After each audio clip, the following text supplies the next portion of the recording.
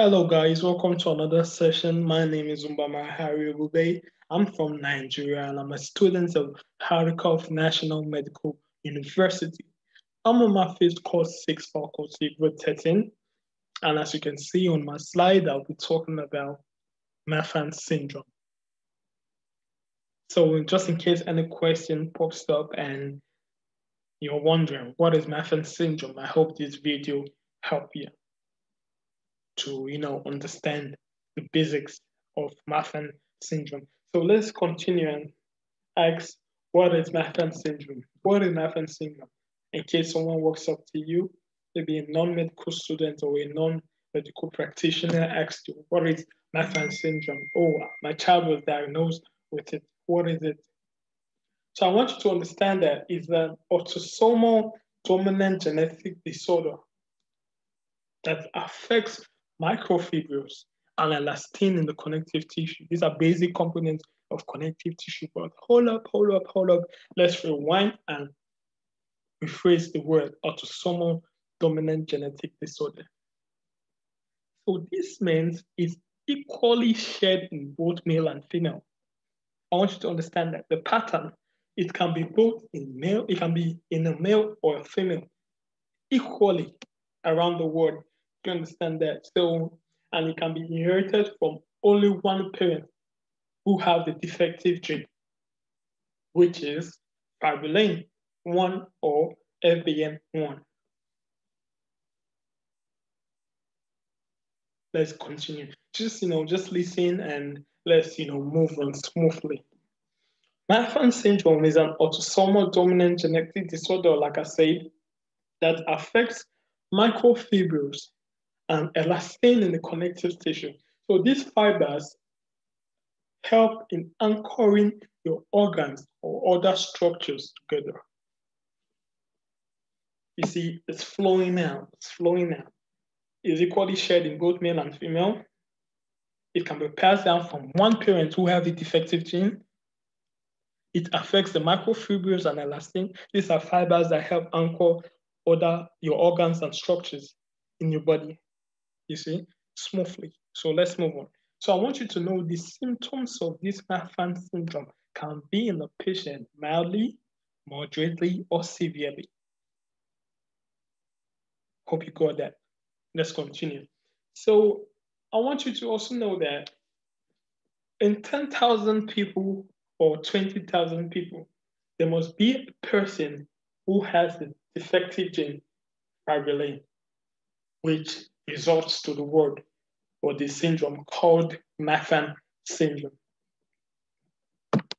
Listen, so in every 1 in 10,000 people or 20,000 people, there must be a person who has a defective gene. I think in the UK, they made a study of 5,000 people.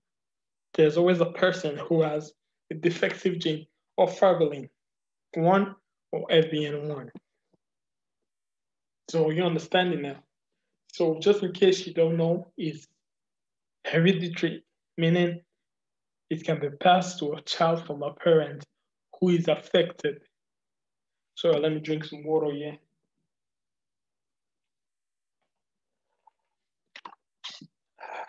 So it means it can be passed to a child of a parent who is affected. And in most cases, 75% of cases, Marfan syndrome is inherited from one parent.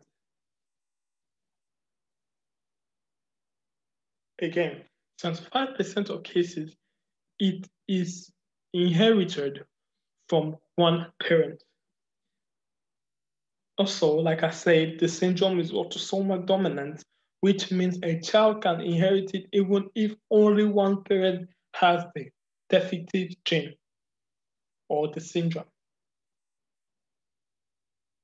So therefore, in a parent who has the deficit gene, there's a 50% chance or a 1 in 2 chance that the child will inherit the syndrome. So if a parent has the Marfan syndrome, 50% chances the child will have the syndrome. So you're wondering, 75%, where did the other 25% go? How is it, inherited? First, it can be idiopathic, meaning, nobody knows, how, it's happening. For the other 25%, even if the parent doesn't have Marfan syndrome or have been diagnosed yet, there will be mutation first time in the parent's egg or sperm. That is either the mom or dad. Like I said, is equally shared. Like anyone can have it. So it can mutate in the egg or sperm. That can be something else. Then this mutation then pass on to the child who will then go develop the syndrome. There's a photo here, I just want you to get a picture and understand it. If there's a defective gene and normal gene, then, they cross in this new generation. You can see the child with Marfan syndrome, without Marfan syndrome, without Marfan syndrome, then a child with Marfan syndrome come across it. So the etiology, like I said, is when there's a mutation in the gene, which is Fabulin. So just in case you don't know, Fabulin is a glycoprotein that forms a supportive sheet around elastin. You understand that? So the gene defect leads to abnormal production of protein called Fabulin, resulting in parts of the body be able to stretch abnormally. So now, common sense. If a person is lacking or mutation has happened in elastin and the microfibules, the Fabulin that helps hold and anchor the body together, what happens? Then the person will be, nothing can hold the bones together, for example, so it goes longer. Common sense. So the defective Fabulin gene also causes bones to go longer than they should. They should grow taller than they should. Their arms and legs grow longer than normal. Don't worry, we will talk about the, clinical features. I want you to know that it's a glycoprotein that forms a supportive sheet around elastin.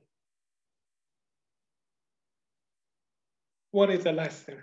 Elastin is a connective tissue protein that is responsible for properties of extensibility and elastic recall in tissues, They help anchor the organs together.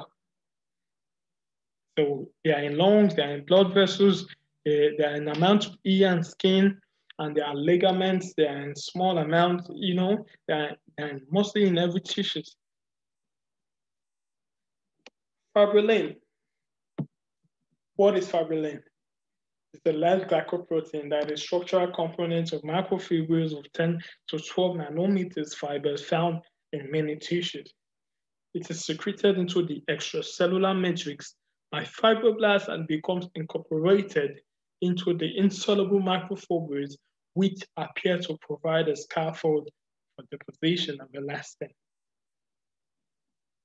I hope you got that. So let's, come here and talk about the clinical features of Marfan syndrome.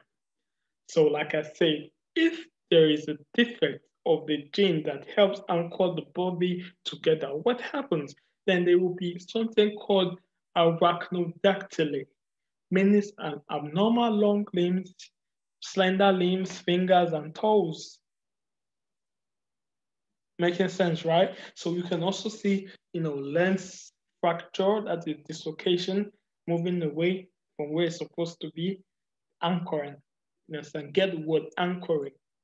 They'll be flexible, elastic recourse, helps for extensibility, elastin. So there's a defect in that, a disorder in that. So there'll be so flexible joints, there'll be retinal detachment, there'll be stoop shoulders, there'll be hammer toes, there'll be flat feet, there'll be vertebral column deformity. And you see, I jumped mitral valve prolapse you know, because it's like a component, it's like a complication, and I'll talk about that. I wasn't even meant to put it here, so I'll talk about mitral valve prolapse. It's a very serious complication, like I put here, you know. Also, we can even see, you know, they grow taller, they shoot, they have, you know, myopia, crowded teeth, mitral regurgitation, narrow, highly active palate, you know, dilation of the aortic root, you know. So there are lots of, you know, clinical features of Marfan syndrome.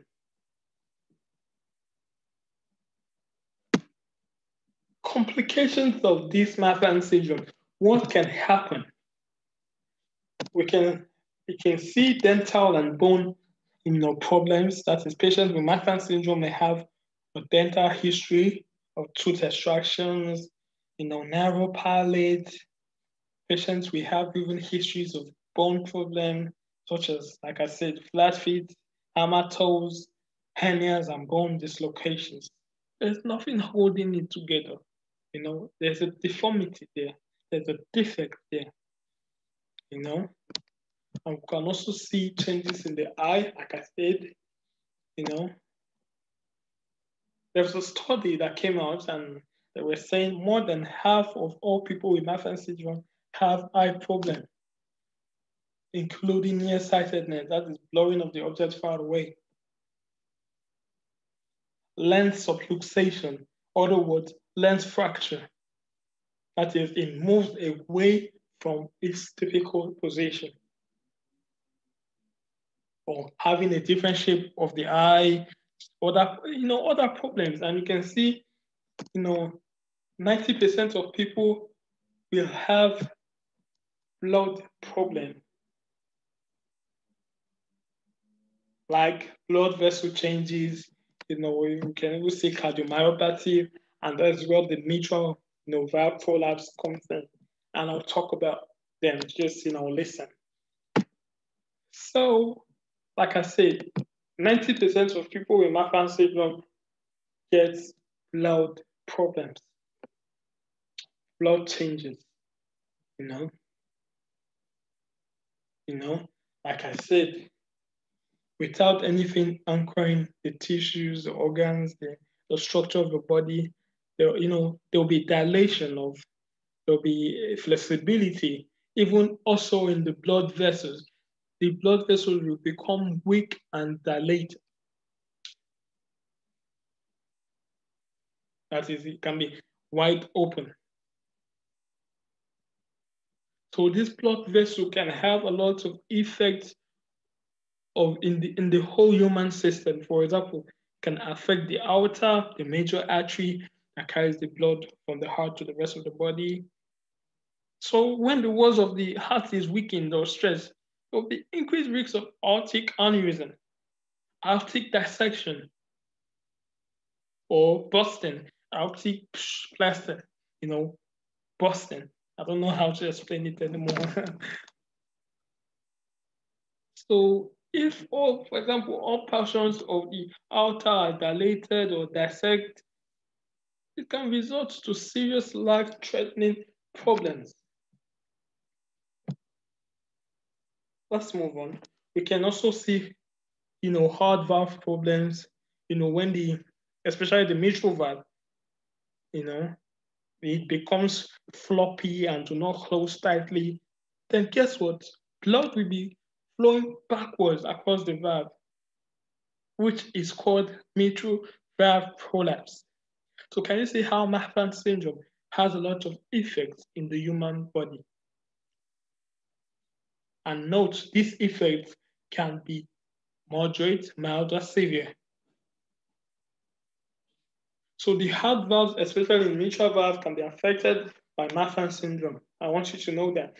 That is when it becomes floppy and does not close tightly and allowing blood to flow.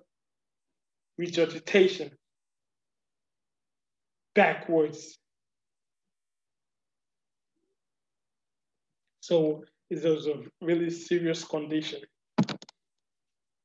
And there's also, heart murmur, which can be heard through a stethoscope. You can see cardiomyopathy. Even if the valves are not leaking, it can lead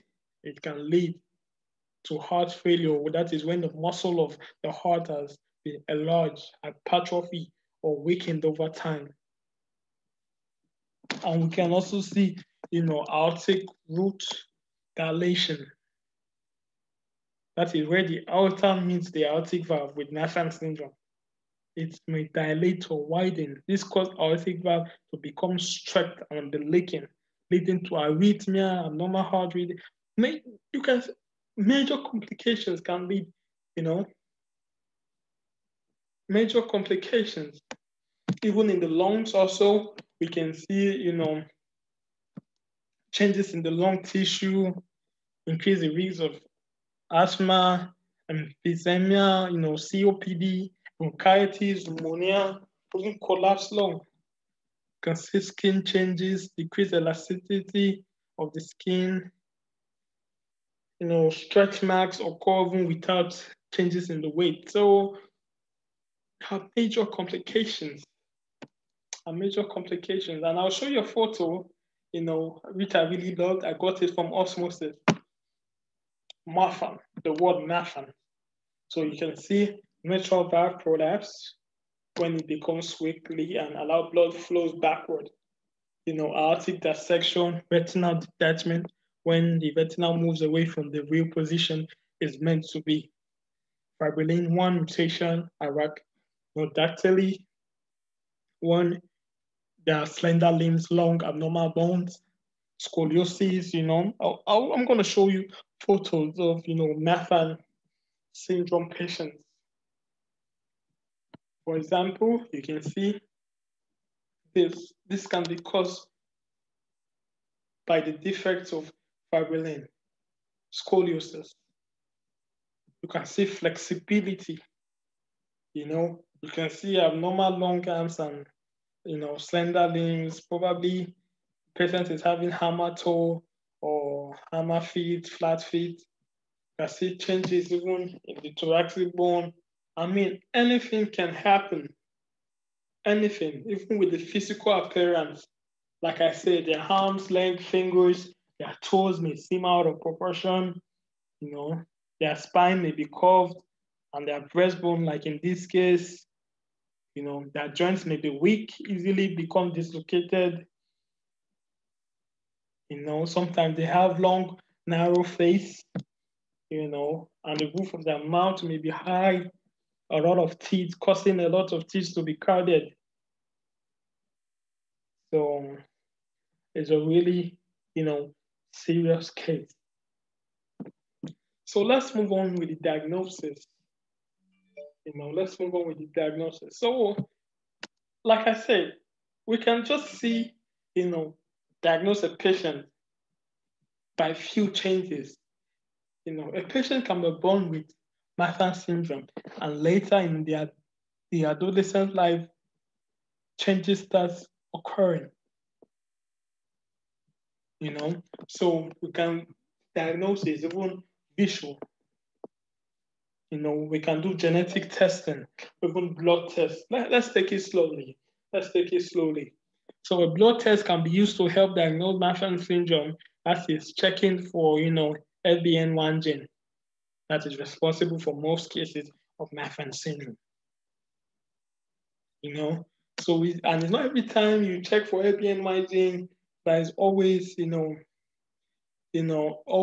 always, sure to diagnose Marfan syndrome, because we can check LBN1 gene and see mutation, and there are other mutations like Loeys-Dietz syndrome that cause similar physical findings like Marfan syndrome. Sorry, English is not my first language, okay? So we need to, go on with the test, for example, genetic testing. Genetic testing is so wild, We just have to, do the laboratory tests, looks for changes, that's the mutations in the person's genetic material, which is the DNA, things, but But about this genetics testing, it's so really expensive. Approximately $2,000. To test for genetic testing. So there can be easier tests that can be done. But we'll go towards it. Let's talk about genetic testing. Also, you can see, other tests like electrocardiogram. You can use chest X-rays. If the sections of the outer are not be able to visualize through echo, we can, use transesophageal echo, MRI, even computed topography. Scan can be needed, with CT. CT is really, really not expensive unlike genetic testing.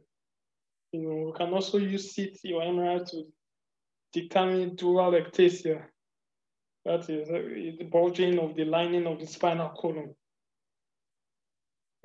So different tests can be helped to diagnose Marfan syndrome. So how to treat it? This is where how to treat it. We have to treat it using lifestyle changes. This is a very important treatment, conservative treatment, lifestyle trading. So sorry, I just paused the recording session by mistake. So let's move on. How is Marfan syndrome treated? We can do the lifestyle issues, follow up, routine follow up, including cardiovascular eyes, skeletal exams, especially growing in the eyes, activity, guidelines to prevent, the disease and symptoms. Most people with Marfan syndrome can participate in some physical and recreational activities. Those with dilation of the outside will be asked to avoid high intensity. So these are just avoiding the symptoms to, progress more and more, And also we can also, during pregnancy, genetic counseling should be performed prior to pregnancy, as Marfan syndrome is an inherited condition, So you really need a counselor to help you. That's our treatment, because you don't want the child, suffering, So those with high level of risk cases, the outer, So these are just follow-ups, what to do to avoid it, avoid it. And also, we can do endocarditis prevention. That is people who have valve surgery have increased risks of bacterial endocarditis. In case you don't know, this is an infection of the heart or valves which occurs when the bacteria enters the bloodstream. So to reduce the risk of endocarditis, antibiotics should be given prior to dental or surgical procedures in patients with Marfan syndrome. Check with your doctor to the amount of antibiotics, if specific. You can even have a wallet card may be obtained from the American Heart Association with specific antibiotic guidelines. So those are the type of follow-ups to do. Then we can also give medications. Sorry, let me get some water. Some medications are used to treat Marfan syndrome or to prevent serious or control the complications. For example, a beta blocker improves the heart's ability to relax, decreases the forcefulness of the heartbeat and pressure. In people who are not able to take beta blocker, for example, in asthma patients, you give calcium channel blocker such as verapamil is recommended. Angiotensin receptor blocker helps, the blood pressure. Clinical trials have been conducted for this medication with aortic enlargement. So it's really a great type or class of drug to be taken with the patient with Marfan syndrome. Also surgery, surgery in the case of rupture aorta, aortic dissection, treating valve problems. So you go through these slides to see, the aorta diameter is more than 4.7 centimeter to 5, depending on your height. So if the aorta is enlarged at a rapid pace, surgery should be given. Surgery should be recommended. You go to your cardiologist and go for some surgery. So the recommended for surgery is based on the size of the aorta. The rate, the growth, the age of the child. There are different factors. So also valve repair. Surgery may be needed when Marfan syndrome causes a big leakage of aortic or in the mitral valve. Then blood flows back. Surgery is needed. So there are different types to just follow up the complications, and help the patient's life better. That's the most important of them all. So I think I just went through it. So yeah, my references to go through where I got this information. I got it from Osmosis. I got it from, Cleveland, UK University. I got it from, Harvard. So these are the link, these are the link. Just, try and go through it. I got it from Edema, a very reliable source, that program that helps students, ease the stress, So I'd love for you to go through Edema. And there's some Marfan syndrome, few basics in case you want to learn. Yeah, so that's basically all. Thank you so much for your attention. And sorry, I don't have a thank you slide, but thank you for listening attentively, and have a wonderful day, and have a blessed day. Thank you so much.